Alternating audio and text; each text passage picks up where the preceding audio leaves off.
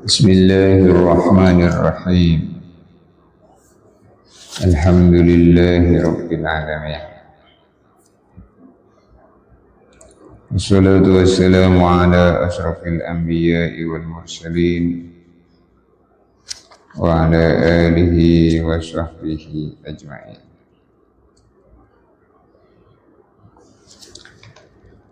Alhamdulillah, kita bersyukur kembali kepada Allah Subhanahu wa Ta'ala. Masih diberi kesempatan untuk berjumpa, dijumpakan Allah dan suasana yang baik. Salat subuh berjamaah dilanjutkan dengan duduk di majelis ilmu. Baginda Nabi bersabda, "Man sholat subha bil jamaah," siapa sholat subuh berjamaah, wa jalasa fi halaqati ta'lim, kemudian duduk di majelis ilmu, wa nallahu lahu baitan fil jannah, Allah bangunkan untuk dia satu rumah di surga, min yaqutatin hamra, dari yakut berwarna merah, lahu arba'una baban. Rumah itu punya 40 pintu. Informasi seperti itulah yang perlu kita perhatikan setiap saat, sehingga kita ini menjadi orang yang selalu mendapatkan arahan-arahan langsung dari baginda Nabi Muhammad SAW.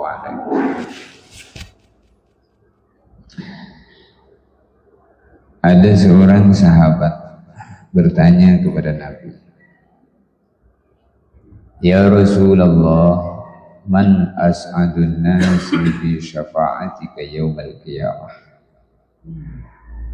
Wahai Rasulullah, man, siapa orang, as'adun nasi, paling beruntungnya orang, bi syafa'atika yaumal qiyamah, dengan mendapatkan syafaatmu pada hari kiamat.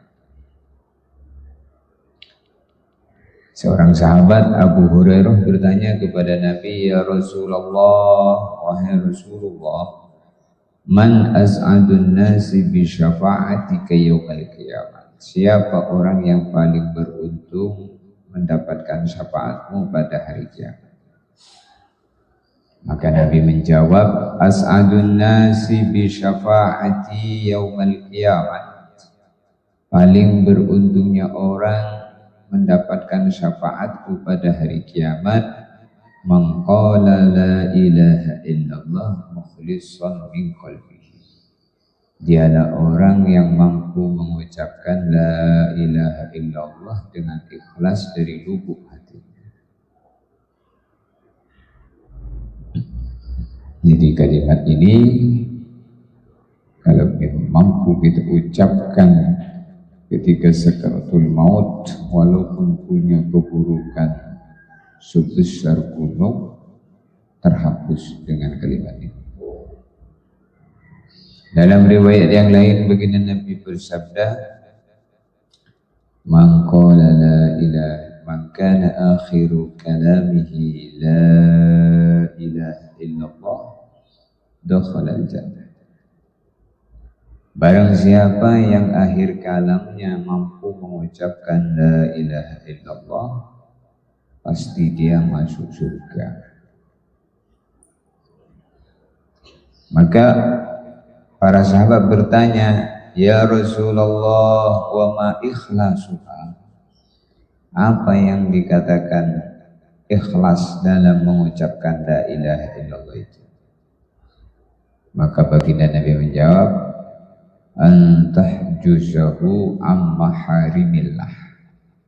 Sepanjang hidupnya mampu menjauhi perkara yang diharamkan Allah. Itu maksudnya ikhlas. Mengucapkan la ilaha illallah dengan ikhlas, maksudnya mampu menjauhi perkara yang diharam oleh Allah. Itu maksudnya ikhlas. Ikhlas mengucapkan kalimat la ilaha. Karena maksud la ilaha illallah itu tiada Tuhan yang berhak disembah selain Allah. maka ya nyembahnya hanya kepada Allah. Nah, nyembah kepada Allah itulah ikhlas. Makna nyembah patut nurut, apa yang diharam ditinggalkan, apa yang dihalal dikerjakan. Maka orang beriman nih orang yang beruntung di sisi Allah. Kemudian baginda Nabi bersabda, "Idza jama'a Allahu ta'ala al-khalaiqa yaumal qiyamati," bila Allah Subhanahu wa taala di hari kiamat nanti mengumpulkan seluruh malaikat, seluruh makhluk. Bila Allah mengumpulkan seluruh makhluk nanti pada hari kiamat,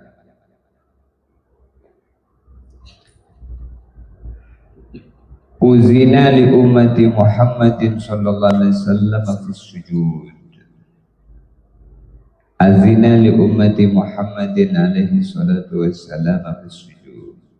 Maka seluruh umat Nabi Muhammad sallallahu alaihi wasallam diizinkan untuk sujud. Fayasjudun fayusabbihuna fihi tawila. Maka seluruh umat Nabi Muhammad sujud, dan dalam sujudnya itu membaca tasbih Subhana rabbiyal a'la wa bihamdihi, tawilan, yang sangat panjang sekali sujudnya. Summa yuqal irfa'u ru'usakum faqad ja'alna a'da'akum fida'akum minan nar.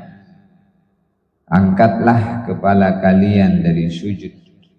Sungguh aku telah menjadikan musuh-musuh kalian, yaitu daripada orang-orang kafir, sebagai tebusan kalian daripada api neraka.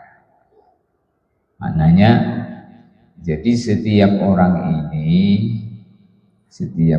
ini dia membawa dua perkara. Yang pertama membawa surga, yang kedua membawa neraka. Ketika dia ini taat kepada, walaupun orang kafir, walaupun orang Islam, semua orang. Hanya saja ketika orang Islam itu taat kepada Allah, ketika orang kafir itu ingkar kepada Allah, maka nerakanya orang Islam diberikan kepada orang kafir, surganya orang kafir diberikan kepada orang Islam.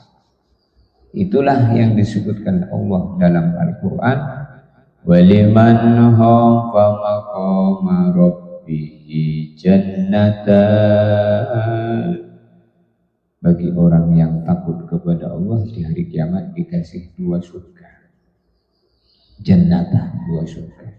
Surga jatah dia, surga jatah orang kafir yang ditukar dengan jatah neraka dia. Maka orang kafir dapat dua neraka, orang Islam dapat, orang taat dapat dua surga. Kapan itu? Nanti sesudah mati. Kalau nggak percaya, mati dulu. Ada orang itu nggak percaya dengan bahwa sholat ini mendatangkan kebaikan, ketaatan mendatangkan kebaikan. Kenapa orang itu tidak percaya? Karena dia belum beriman kepada Allah terhadap perkara gaib. Apa perkara yang gaib? Balasan Allah itu gaib. Jadi maunya yang nampak-nampak. Aku mau sholat, yang penting habis sholat di bawah sajadah ada duit 500.000. Sehingga saya hari ini nggak usah kerja. Buat apa sholat kalau saya masih harus kerja? Ini apa pikiran begitu? Ini banyak pikiran-pikiran seperti ini di akhir zaman. Kenapa bisa berpikir seperti itu? Karena kebodohan. Tidak tahu maksud hidup, apa keperluan hidup.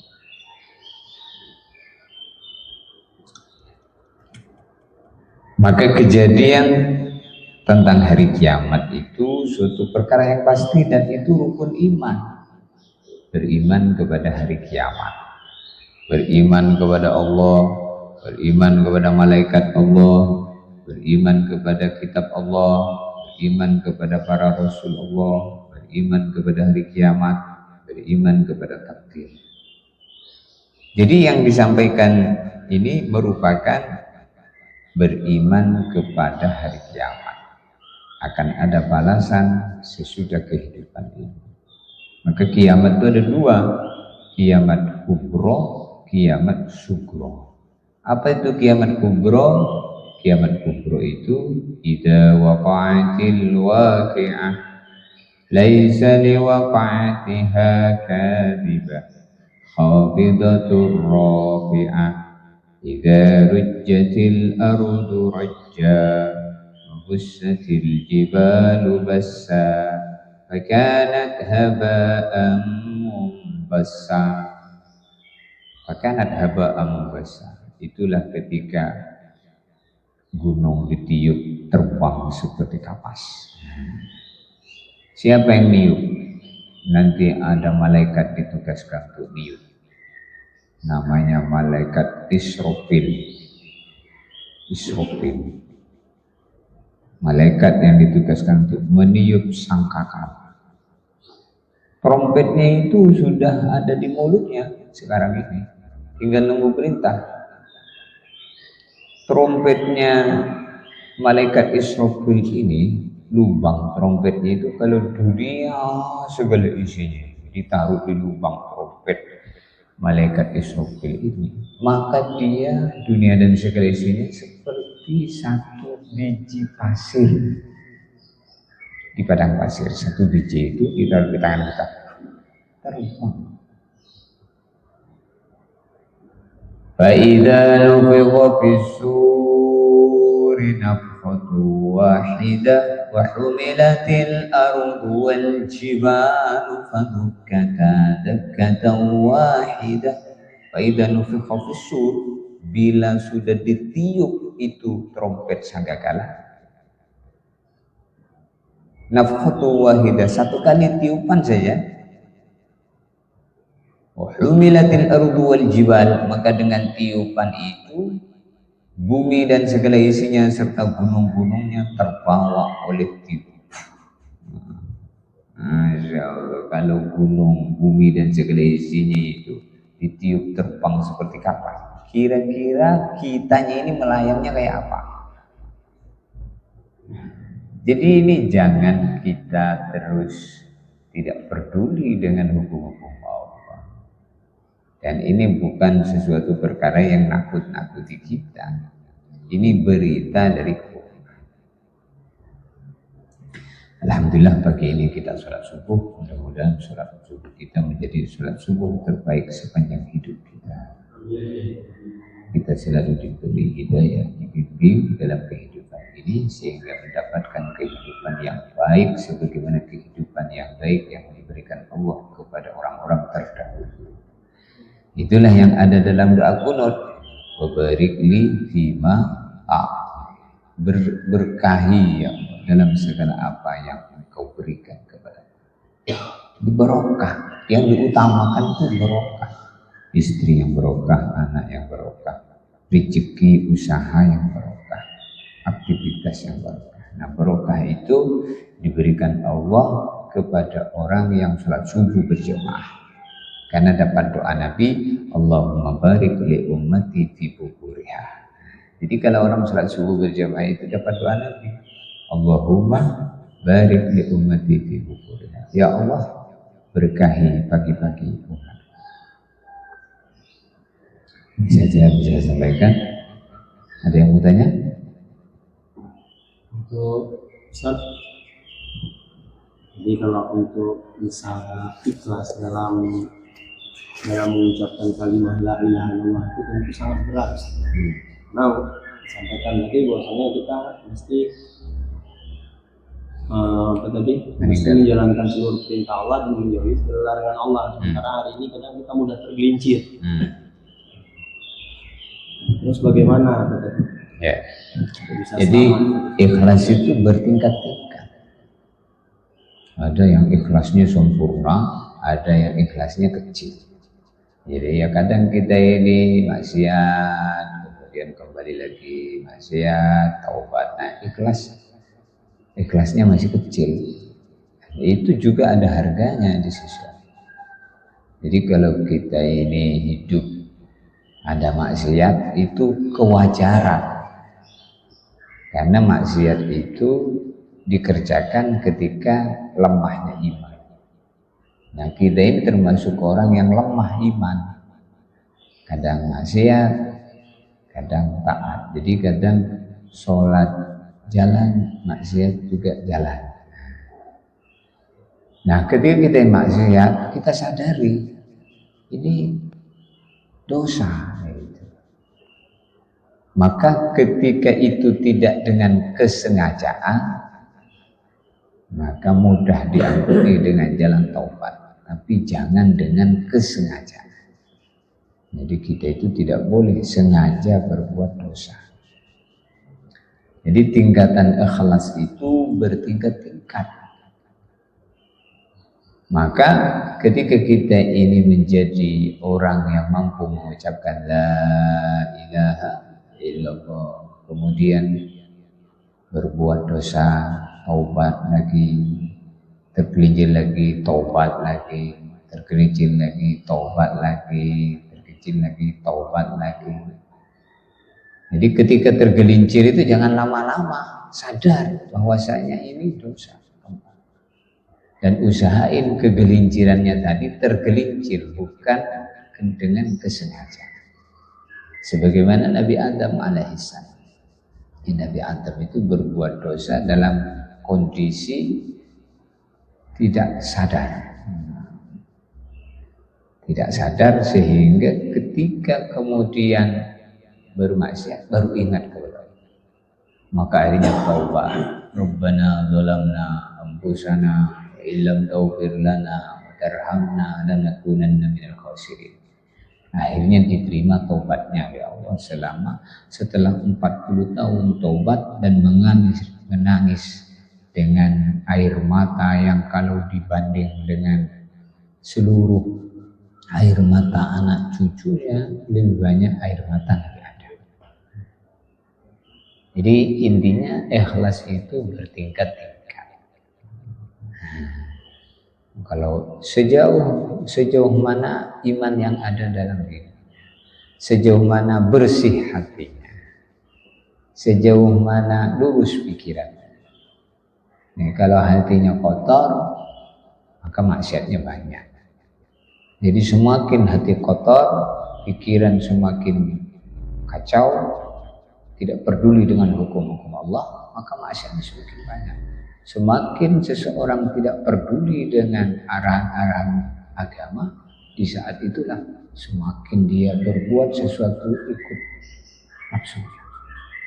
Jadi orang itu bermaksiat kenapa? Karena hidup ikut nafsu. Bukan ikut arahan Quran, bukan ikut arahan. Kalau dia ini ikut arahan agama, maka kata Nabi, pikiran seseorang cuma satu. Al-mu'minun waqaf. Berhenti sejenak sebelum bertindak, dipikir kedua. Ini boleh dikerjakan, ini tidak boleh ditinggalkan. Itu kalau orang itu kata Nabi, hatinya bersih, pasti dia berhenti dulu sebelum bertindak. Tapi kalau orang hatinya kotor, nggak ada itu berpikir sejenak sebelum bertindak. Ah, sudahlah, dia yang penting enak, yang penting banyak. Nah, urusan tobat kaget belakangan. Sekarang ini yang penting akhirnya belum tobat mati. Nah, itu yang kita khawatir.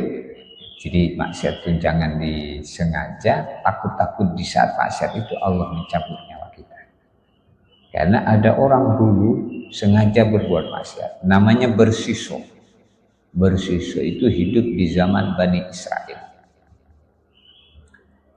Bersiso ini terkesan dengan iblis. Nah, terkesan dengan iblis. Jadi suatu hari iblis ini ibadah di tempat beribadatannya Bersiso. Berhari-hari dalam keadaan duduk, tidak berubah posisi duduk.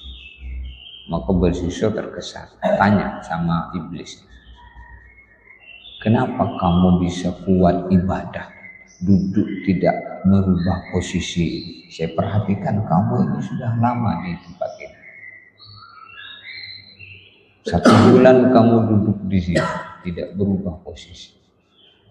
Nah, iblis ini dulu suka tampil dengan merubah wujud, sama seperti iblis dan malaikat ini makhluk halus, bisa nampak-nampak. Maka iblis ini mengatakan, oh saya ini bisa kuat duduk ibadah begini karena seluruh maksiat sudah saya kerjakan. Membunuh, mabuk, berzina, sudah pokoknya seluruh maksiat sudah saya kerjakan. Jadi kalau kamu mau kuat ibadah begini, ini sudah tinggal tobatnya, maka kamu kerjakan seluruh maksiat. Nanti kalau kamu sudah merasakan seluruh maksiat itu, kamu sudah belenger, tinggal tobatnya wae. Ini setan. Nah kalau sekarang iblis itu tidak nampak, tapi sudah. Kenapa iblis tidak nampak? Karena manusia sudah pikirannya banyak seperti iblis. Jadi nggak usah iblis nampak-nampak, karena setannya sudah banyak yang jadi manusianya sudah banyak jadi iblis. Ada orang berpikiran seperti itu. Kita ini maksiat aja dulu, rasain aja semuanya.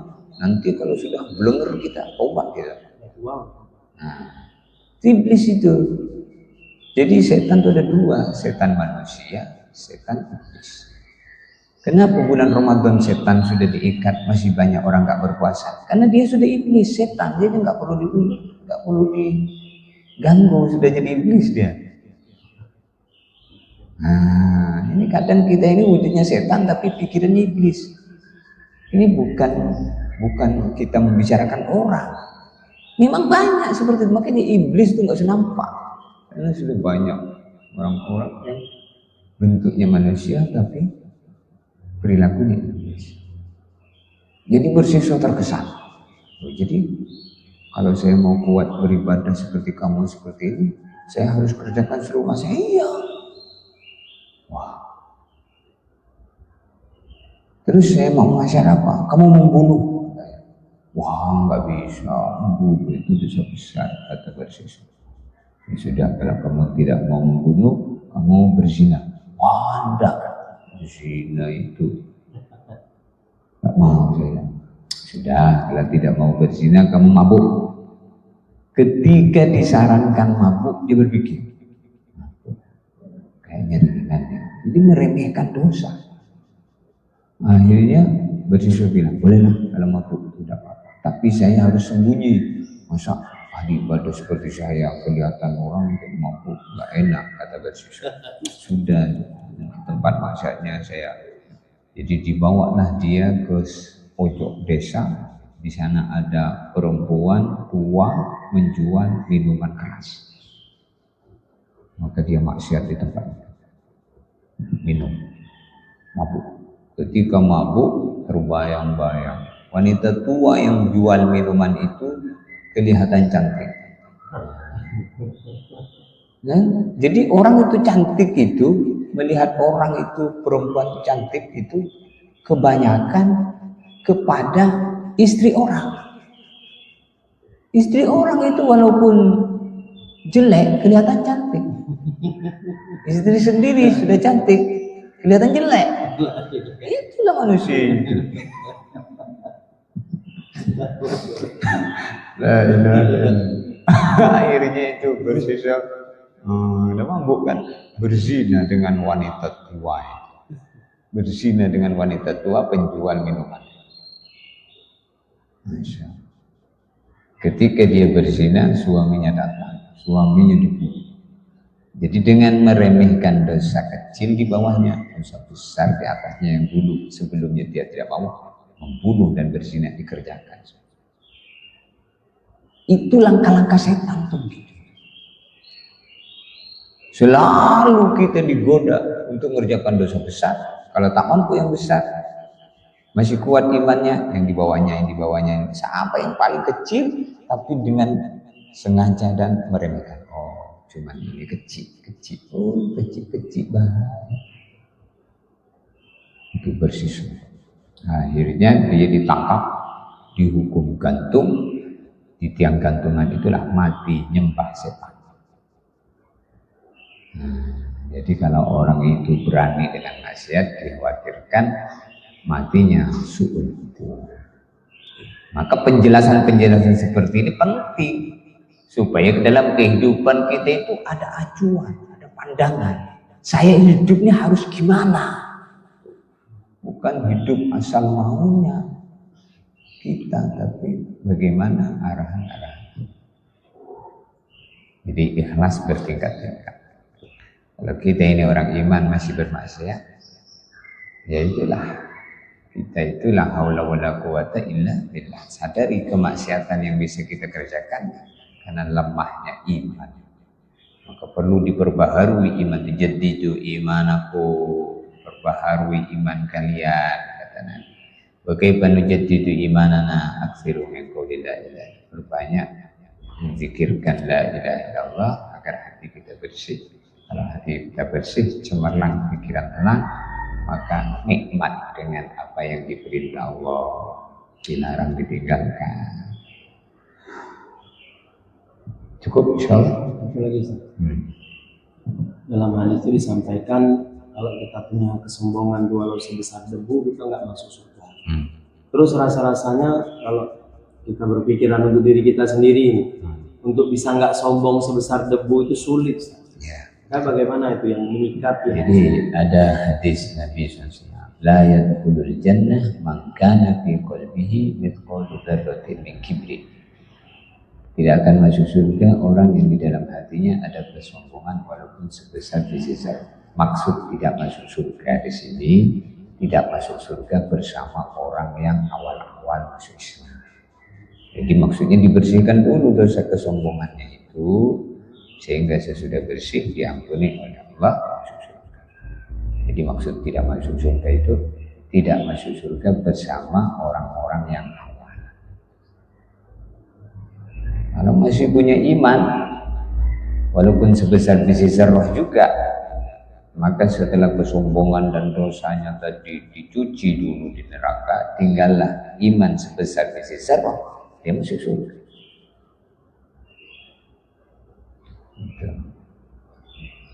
Jadi tidak masuk surga di sini maksudnya tidak masuk surga bersama orang-orang yang. Kesimpulan, selama orang itu ada iman pasti masuk surga karena iman itu berharga, kalimat la ilaha illallah. Namun kalau banyak dosa, banyak ini, banyak itu, ya nanti dicuci dulu. Maka neraka itu penyucian. Kalau sudah bersih, maka kalau orang itu iman tidak ada, itulah orang kafir, kalau neraka. Kalau orang Islam tidak kekal. Nanti kalau sudah bersih dicuci. Tapi nggak tahu berapa tahun sesuai dengan kadar dosanya. Maka surga itu tempatnya orang-orang suci, neraka tempatnya orang-orang kotor. Kalau kotor dengan dosa, perbanyak istighfar dengan taubat. Dan jangan pernah berputus asa walaupun kita ini latar belakang orang yang punya bermacam-macam dosa. Selama nyawa masih menyatu dengan badan, berkesempatan untuk menjadi wali Allah. Kembali kepada Sayyidina Umar bin Khattab. Ada lagi namanya Wahsy. Dia membunuh paman Nabi, kemudian bertaubat, akhirnya mati dusta. Jadi walaupun pelaku maksiat, akhir ayatnya mengucapkan la ilaha illallah. Iya, habis diampuni Allah. Nah, itulah yang kita minta.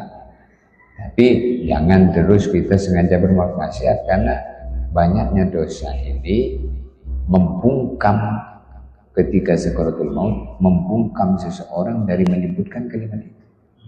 Jadi orang yang mampu mengucapkan kalimat syahadat itu sebelum mati mentaubati dosa-dosa, maka ditutuplah dengan kalimat itu. Menyebut pautnya. Ya. Jadi setelah dia ini mentaubat, maka disitulah yang kita minta, wa taubatan qablan maut. Ya Allah, saya ingin minta taubat sebelum mati. Jadi kalau orang sebelum mati sudah taubat, saat mati itulah dia ditalkin oleh malaikat, dikirim Allah malaikat untuk mentalkinkan kalimat syahadat. Ada seseorang namanya Bahram al-Majusi. Bahram al-Majusi. Namanya siapa? Bahram al-Majusi, si penyembah api. Majusi itu agama nyembah api. Maka Bahram al-Majusi ini ketika sakaratul maut, Allah Subhanahu wa taala mengutus malaikat untuk mentalkin dia, sehingga dia mati dalam keadaan masuk Islam di saat sakaratul maut telah masuk Islam. Kenapa dia ini bisa ditolong oleh Allah sakaratul maut menyebutkan kalimat syahadat masuk Islamnya ketika sahabat? Dia hidup 90 tahun.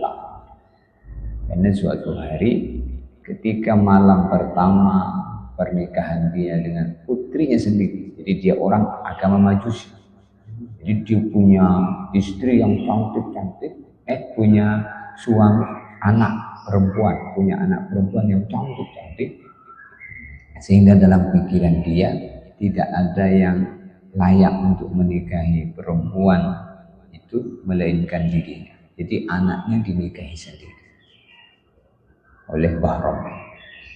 Ketika malam pertama dia dengan istrinya, yaitu dari anak itu sendiri, maka datanglah wanita miskin masuk di rumah dia ingin minta bantuan, tapi kemudian perempuan itu tak jadi kembali pulang.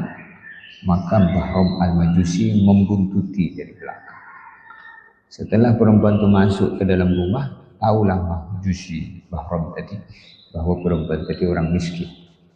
Maka dia pulang ambil makanan, kemudian makanan itu dibawa diberikan kepada perempuan miskin. Allah pandang sayangnya dia kepada orang miskin sehingga dia membantu. Yang tahu hanya Allah, sebab sayang dia kepada hamba Allah. Jadi Allah sayang dengan dia, dengan Bahram itu Allah kirim malaikat untuk mentalkin dia mengucapkan dua kalimat syahadat. Jadi jangan pernah meremehkan kebaikan yang kita mampu. Siapa tahu itulah alasan Allah untuk menjadikan kita kekasihnya. Jadi jangan pernah meremehkan kebaikan yang kita mampu. Siapa tahu kebaikan yang kecil yang kita kerjakan itu sudah cukup bagi Allah, menurut Allah, untuk menjadi alasan bahwa kita ini diampuni dosanya oleh Allah. Nah kita kan tidak tahu. Jadi jangan meremehkan dosa, ditinggalkan, jangan khawatir. Man taraka syai'an lillah awadahu khairan. Siapa meninggalkan sesuatu karena Allah, Allah SWT akan memberi sesuatu yang lebih baik daripada sesuatu yang menentang Allah. Menentang Allah tidak disukai, ditinggalkan lillahi ta'ala. Nanti Allah kasih yang lain yang lebih baik, yang lebih bersih. Namun di sini setan bergejolak. Wah, masa ini ditinggalkan? Ini duitnya banyak di sini nih. Jual narkoba ini, sekali jual ini sekian duit, berat. Tapi tinggalkan betul, tinggalkan. Jangan obat sambal yang pedasnya makan lagi.